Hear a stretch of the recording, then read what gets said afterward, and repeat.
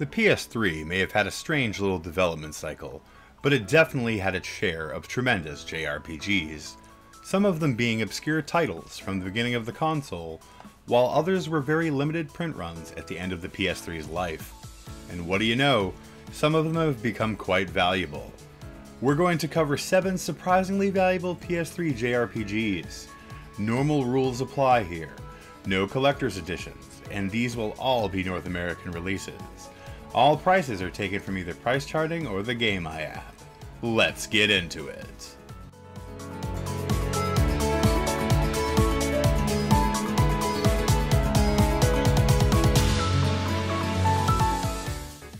Folklore was published in 2007 by Sony and developed by Game Republic.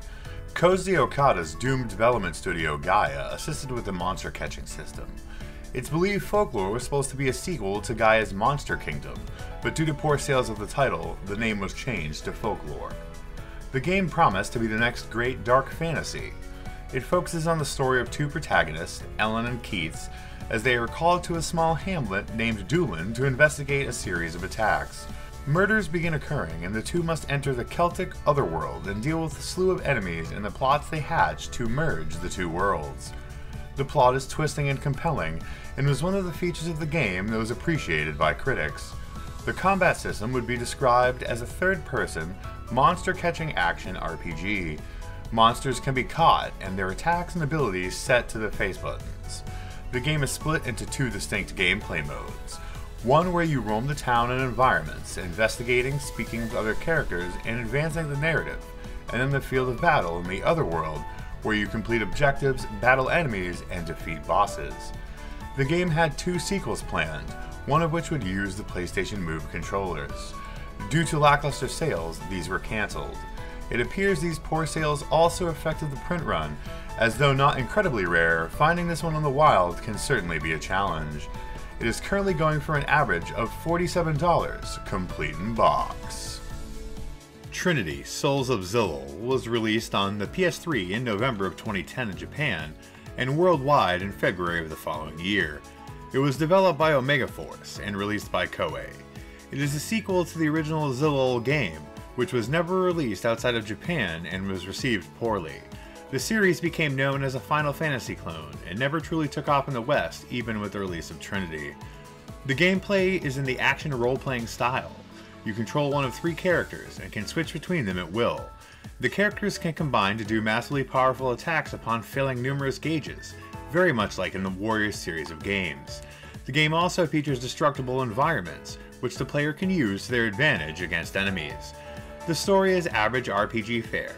The main character first appears as a child as his mad grandfather, the Emperor of the Land, is busy killing off his family as he has been shown a prophecy that his grandchild will overthrow him. The child's parents die saving him, and now grown, he swears to avenge them.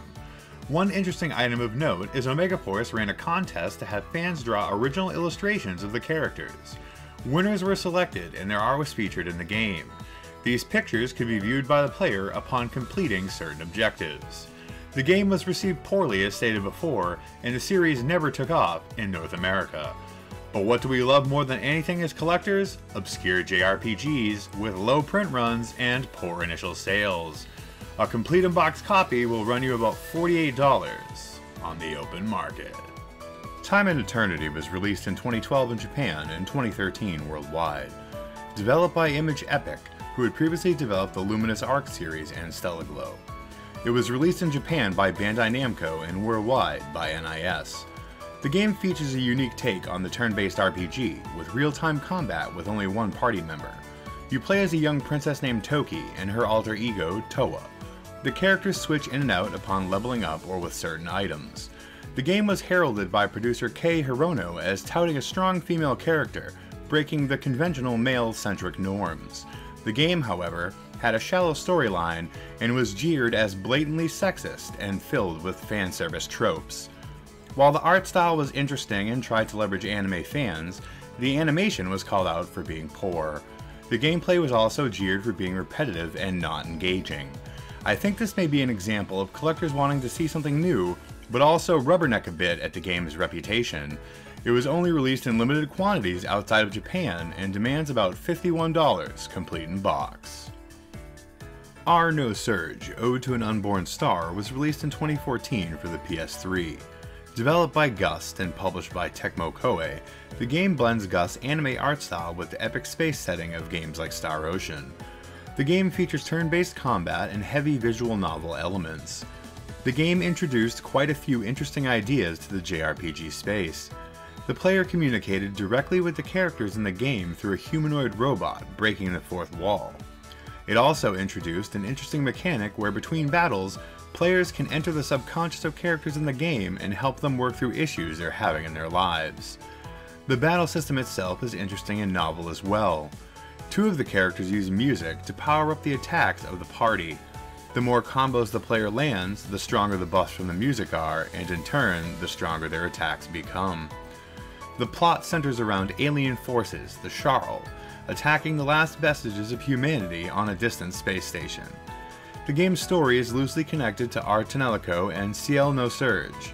The game was released with all DLC for the Vita and remastered for the Switch and other modern consoles, but the remaster has not been released outside of Japan.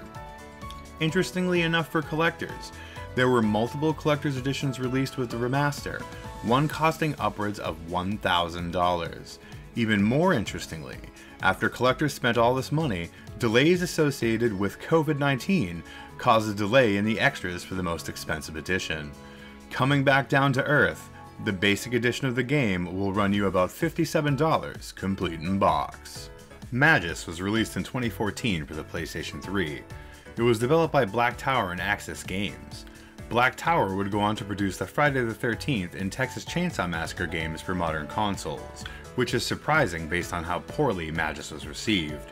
There is hardly any information available, and I was hard-pressed to even find a trailer longer than 35 seconds.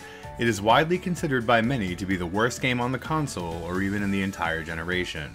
If you enjoy train wrecks, observing the aftermath of this release will cost you around $60 complete in box. Going from the worst to one of the best, we have the Arland Atelier Trilogy. This incredible value, even at aftermarket prices, features all three games from the Arland saga, Atelier Rorona, Atelier Totori, and Atelier Maruru in one convenient package. It was released quietly in 2015 outside of Japan and quickly dried up at retail stores and with resellers. If you haven't played the Arland entries in the Atelier games, you are in for a treat. The characters are some of the most well-written in the series, and the game still features the beloved alchemy system, the surprisingly deep combat, and trademark humor of the series. All three girls are incredible characters, trying to prove themselves in a world that needs the aid of their alchemy to strive. With numerous hidden areas to explore, optional bosses, and an extensive list of items to craft, this is a steal even at $84, complete in box. Lost Dimension was released on the PS Vita and PlayStation 3 in 2014 in Japan and 2015 in North America. It was developed by Lankars, of Etrian Odyssey and SMT Strange Journey fame. It was written by Jun Kumagai, who had previously worked on the Persona animated movies. It's a tactical role-playing game, but it does have a Persona feel to the combat in the game, even employing the famous baton pass, known as the defer feature in this game. It combines unique visual novel detective elements from such games as Danganronpa. During the game, players must make their way up a tower to defeat a villain known as the End, hell-bent on destruction and responsible for the deaths of millions. He has somehow erased everyone's memories, and in between each floor, there is a judgment phase, where you must deduce who the traitors are among you. The characters you pick, guilty or not, will be killed. There is a lovely twist ending in the New Game Plus that adds quite a bit of depth and intrigue to the story, so the game has some pretty serious replay value.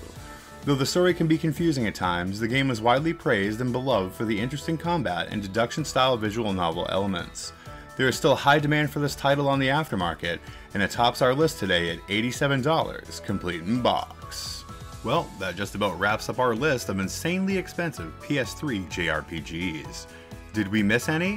What awesome JRPGs do you have in your PS3 collection? Let us know down in the comments. If you like what we're doing here, why not give the video a like and sub to the channel? It really helps us out. Until next time, stay creepy.